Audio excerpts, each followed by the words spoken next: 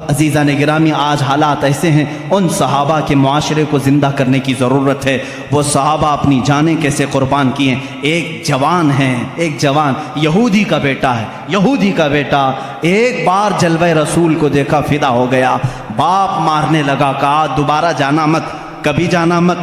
نوجوان ہے، نوجوان ہے، باپ نے کہا دوبارہ کبھی جانا نہیں محمد کو دیکھنے کے لیے، لیکن وہ حسرت کہاں سے جائے جو ایک بار جلوہ رسول کو دیکھ لے۔ جس کا دل بدلنا ہوتا ہے مولا بدل چکا ہوتا ہے۔ یہودی گھر میں ہے، باپ نے زنجیریں باندھ دی ہاتھ پر پیروں پر، ماں نے بھی سختی کی، دروازے بند رکھے جاتے۔ اس حال میں اس نوجوان کو بیماری پکڑ لی، گھر سے باپ بھی نہیں بھیجتا، ماں بھی نہیں بھیجتی، بیمار ہو گیا، زنجیریں کھولی۔ اکلوتا بیٹا تھا یہودی ماں باپ کا، لیکن کٹر دشمن رسول تھے، نہیں جانے دیتے تھے۔ نوجوان بیمار ہو گیا، بیمار کا علاج بھی کرایا گیا، حکیم آئے، طبیب آئے، لیکن بیماری بڑھتی ہی گئی، بڑھتی گئی، اس لیے کہ یہ وہ بیماری ہے جس کا علاج بھی نہیں ہے۔ اعلیٰ حضرت رضی اللہ تعالیٰ عنہ نے فرمایا ہے، جان ہے عشق مصطفیٰ روز فزوں کرے خدا، جس کو ہو درد کا مزہ ناز دوا اٹھائے کیوں، پھر کے گلی گلی تباہ ٹھوکریں سب کی کھائی کیوں،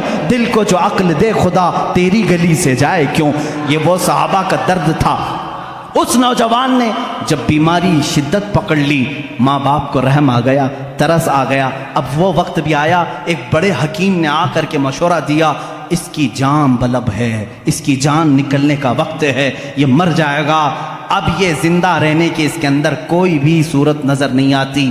ماں باپ سے کہا جو کھائے کھلا دو، جو پیے پلا دو۔ حکیم چلا گیا، ماں باپ رونے لگے، جوان بیٹا ہمارے سامنے چلا جائے گا۔ اس کے پاس آئے، پوچھنے لگے بیٹا اتنا بیمار ہو گیا، معاف کر دے، ہم نے تیرے ساتھ سختیاں کی تھی، لیکن تو خوش ہو جا، تو کیا چاہتا ہے، کیا کھانا چاہتا ہے، کیا پینا چاہتا ہے؟ اس نوجوان نے کہا ایک بار محمد عربی کا چہرہ دیکھنا چاہتا ہوں صلی اللہ تعالی علیہ وسلم۔ وہ ایمان لایا ہوا نہیں ہے، ایمان لایا ہوا نہیں ہے۔ اس باپ نے کہا اس کی تو حد ہو گئی، مرنے کے قریب آیا پھر بھی کہتا ہے اس کو دیکھوں گا۔ ماں نے روتے ہوئے کہا ایک بار تو بیٹے کی مان لو، کہہ دو محمد صلی اللہ علیہ وسلم کو دیکھنے کی اجازت دی جائے۔ وہ یہودی کہلا بھیجا ایک صحابی کے ذریعے کہ جاؤ محمد صلی اللہ علیہ وسلم سے کہہ دو میرا بیٹا بڑا بیمار ہے، ایک بار وہ میرے گھر آئیں، وہ دیکھنا چاہتا ہے مرنے سے پہلے۔ حضور صلی اللہ تعالیٰ علیہ وسلم، صبح کا وقت تھا، فجر کے بعد کا وقت تھا۔ حضور صلی اللہ علیہ وسلم سے جیسے ہی اس نے آ کر کے کہا، اپنے صحابہ سمیت کہے چلو ہم اس کو دیکھنے کے لیے نکلتے ہیں۔ اللہ کے نبی صلی اللہ تعالیٰ علیہ وسلم تشریف لائے اور اس یہودی کے گھر میں جب بستر کے قریب گئے، اللہ اس کی جان میں جان آ گئی۔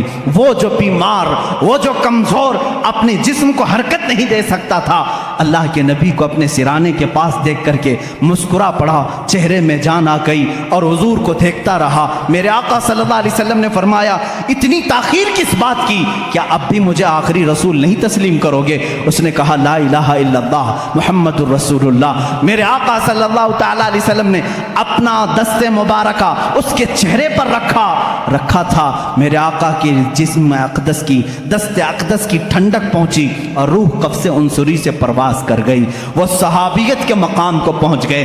جانتے ہیں کیسا صحابی؟ صحابی کسے کہتے ہیں جانتے ہیں؟ صحابی کسے کہتے ہیں؟ اللہ کے نبی نے فرمایا اگر میرا ایک صحابی جو کے دانے کے برابر بھی خیرات کرے اور میری امت احد پہاڑ کے برابر سونا خیرات کرے، تب بھی جو کے دانے کے خیرات کے برابر نہیں ہو سکتی۔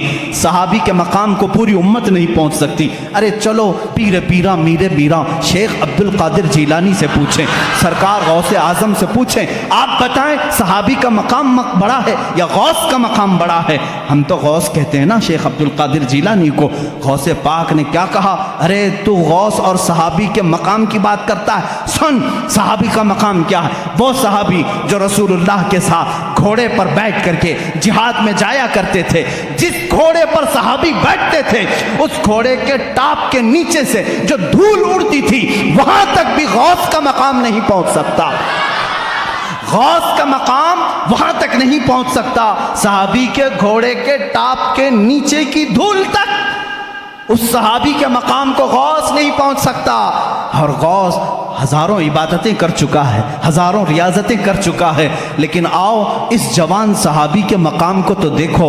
صبح کے وقت میرے آقا تشریف لائے ہیں اور چند منٹوں کے بعد انتقال بھی ہو گیا ہے، اور صحابیت کا مقام، اور حد یہ ہے کہ پوری زندگی میں ایک نماز پڑھنے کا بھی وقت نہیں آیا۔